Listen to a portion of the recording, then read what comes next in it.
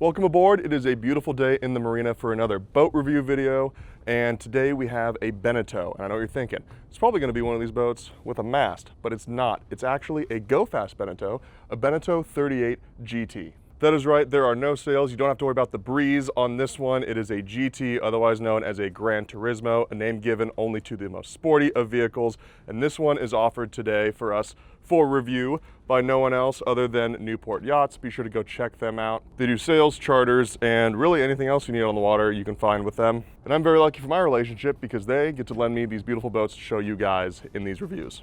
So we'll keep the intro short and sweet today, and let's jump right into the review of this Beneteau 38 Gran Turismo.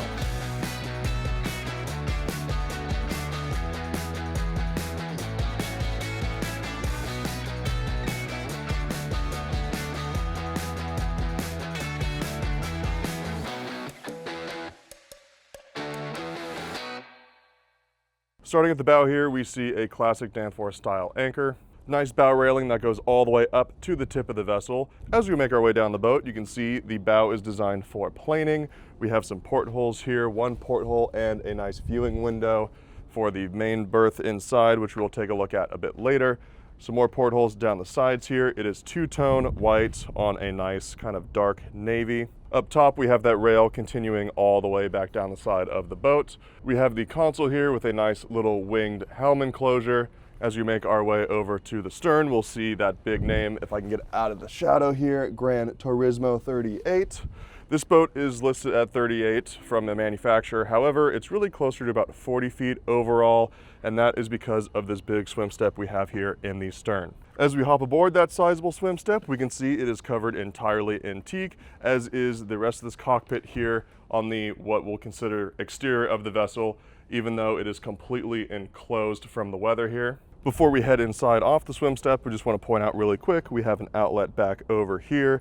We have a mount for a grill right there, and we have the boarding ladder here off to the starboard side. Let's head up the starboard side and go take a look at the bow. Pretty nice sizable walkway here that goes all the way forward. It runs along both sides. As we head up on the bow, we will see a nice sun pad as well as a hatch to enter that V-berth right there. Coming forward to the tip, we have a little enclosure over the anchor locker and a nice Lumar windlass right there. As we head back down, we'll go down the port side, which is pretty much the same as the starboard, except we have the addition of a horn on this side. If we take a quick look at the top here, we'll see that it has a Simrad radar, a digital TV antenna, as well as a VHF antenna. And if we take a quick look down, we'll notice that it has a convertible top that is open, and we'll see into the cockpit. So let's go ahead and run down there, and I'll show you guys everything up close. As we enter the rear cockpit here, you can see that enclosure wrapped all the way around the stern. This is awesome because it gives you the ability to have just as much weather as you want, whether you want this to be a complete outdoor experience or a little bit indoor as well in the mornings. All you have to do is roll these up and you can decide that on your own. As you first enter, you're greeted by this nice seating arrangement, a lounger over here on the starboard side, and on the port side, a nice sea area where you can hang out with all your friends. If you flip this table back here, you will make it shorter so that you could enter the engine room, something we will be doing later. And as I have you guys back here, I wanted to show you this cool feature, which is the electric grill. We saw the mount earlier on the stern swim step back there. Well, this is where it stores just down here, kind of like a life raft actually. On the starboard side underneath, we have storage for life jackets. That's underneath that nice lounger right here. And as we move forward, we get to the helm. The helm is centered on the vessel, if anything, just a little starboard of center. You have a nice double helm seat here, so you can share it with one other person, and off to the starboard side, you have a little accessory chair for third. It comes with some nice grab handles as well as some cup holders. We'll jump into this whole helm system here in a moment, but I wanted to show you guys this wet bar you have over here on the port side, a sink up top, as well as a fridge down below with some extra storage and a little trash can there. Throughout the boat, we have an infotainment system. We have some speakers up here, as well as a subwoofer down here below this chair.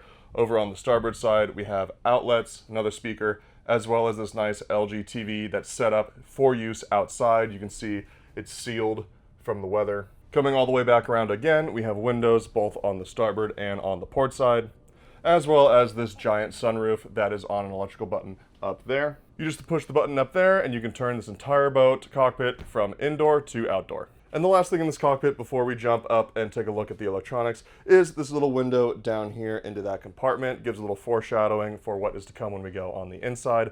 But these electronics, we have Simrad, both chart plotter and Simrad VHF radio controller there.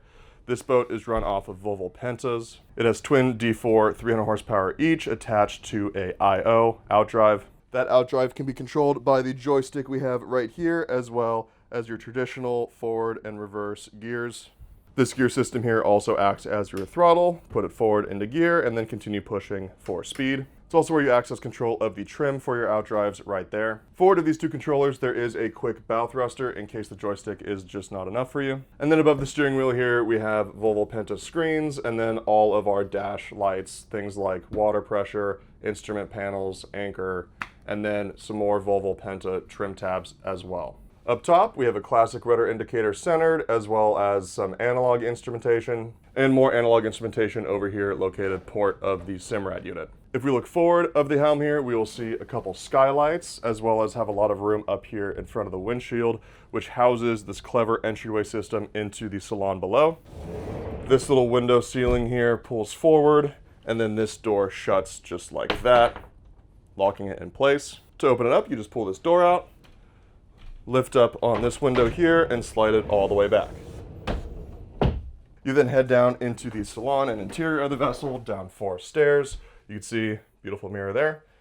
Before we head forward though, we'll take a look. This is your control panel, controls your AC and your shore power connections here, along with some of your battery banks and all that kind of stuff, gen, things of that nature. Over here, off to the side of it, we have our controls for our Fusion, as well as our DVD player and TVs. To the port side here, we have another seating arrangement. This table can lower so that you can sleep an extra person here, as well as on the starboard side, we have a galley with another television. The galley consists of a stove, a sink, an area for your trash down here and storage, and then a refrigerator down here over on this side. Above the stove, you actually have a microwave, and this cabinet actually opens even though it has a TV on it as well. And here you can find more storage. Now let's go ahead and check out the day head. This is a single head for the entire vessel, so it services not only everyone outside, but also the 2 cabins. It is one of those wet heads and showers, so you can see that window we saw up there. That's where we get our light, most of our light here during the day for this restroom. Off to the side, we have a nice little sink, the head down below there, and then a shower nozzle right there, as well as your own little porthole window in case you need to let anything air out.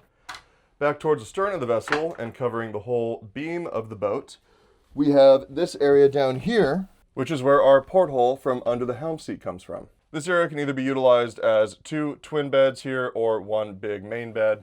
Off to the sides, it has storage. This is actually where some of the batteries are hidden down here below, as well as some closet space inside these walls here.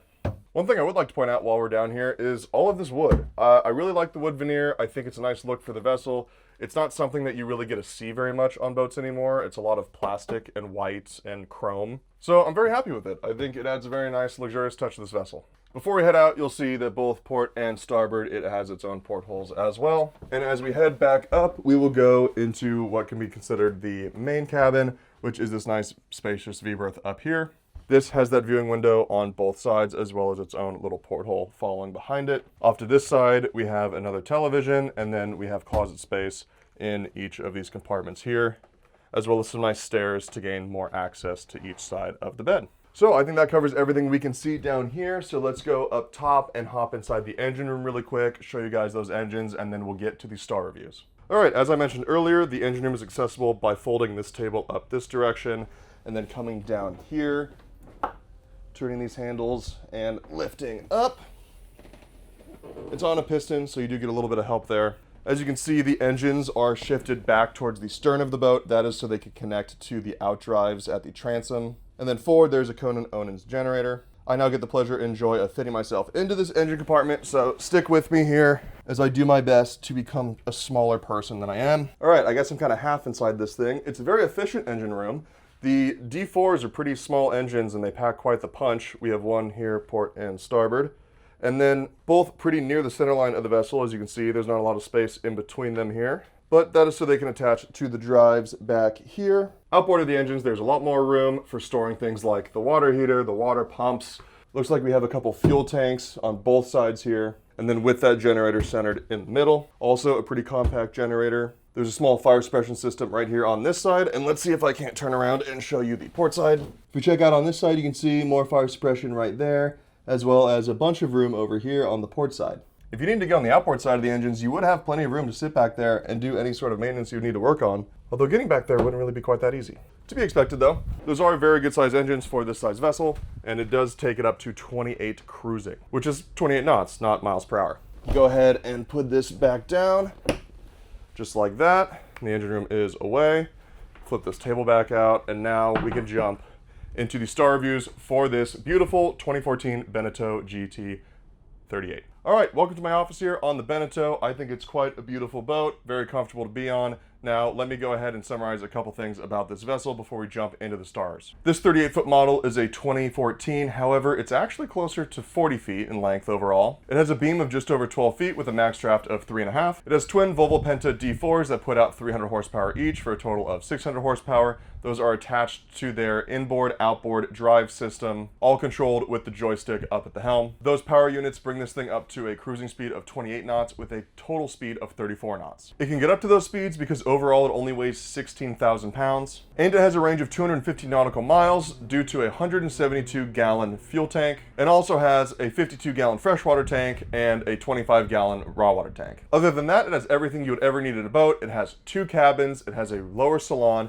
it has this whole cockpit area up here that you could decide whether you want it to be outdoor or indoor. And then it has a nice spacious swim step in the back there, even with its own grill from the factory. So what do I think about this thing? Let's go ahead and give it its stars, and remember that these stars are 1 through 10, with 5 being average, not 7. 7's a very good score. This isn't high school, it's not a passing C, it's a great score. Starting with performance, I'm going to give this thing an 8. Performance gets an 8 because of that D4 engine package. I really like those engines. They're high RPM revving, and they're very compact. Due to the fact this thing only weighs 16,000 pounds, it can get up to 34 knots. And it does so with a very cleverly engineered system of those out drives and twin counter-rotating stainless props on each drive. For comfort, I'm going to give this boat a 6. I find it to be very comfortable. I think that this enclosured isinglass here is very enjoyable because you can completely control how much breeze you want in this rear cockpit here while still feeling like you're outdoors, which is great. Because the problem with a lot of boats is you get out on the water and then you go inside and now you don't feel like you're outdoors anymore. So I think this boat does a great job of making sure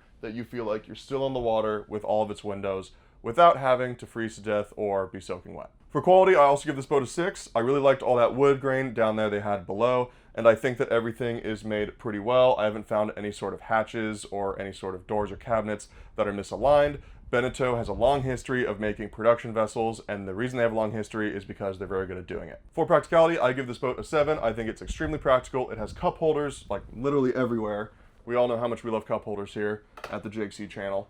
And it's also just very comfortable whether you're going out with your significant other, with just the 2 of you, or whether you're going out with multiple families. All these tables turn into extra beds. There's lounge chairs everywhere, and you really can fit quite a number of people comfortably on this vessel. Lastly, for value, one of the more important categories, I give this boat a 6. The reason it gets a 6 is because Beneteau does a really good job of making production vessels like I mentioned before, which means that they're very good at keeping their prices reasonable. This is a lot of boat for the price, and if you're curious how much it costs, you can go down into the description below and see the listing from Newport Yachts. You really do get everything you'd want in a larger boat for a very reasonable price. That puts the total stars to this vessel at 33. That puts it right in line with a Sunseeker as well as a Carver 40. And I think that's a great ranking for this boat because Beneteau did a wonderful job of blending both the comforts and needs of a cruising vessel with that Gran Turismo sport boat name. You really do get the best of both worlds with this thing.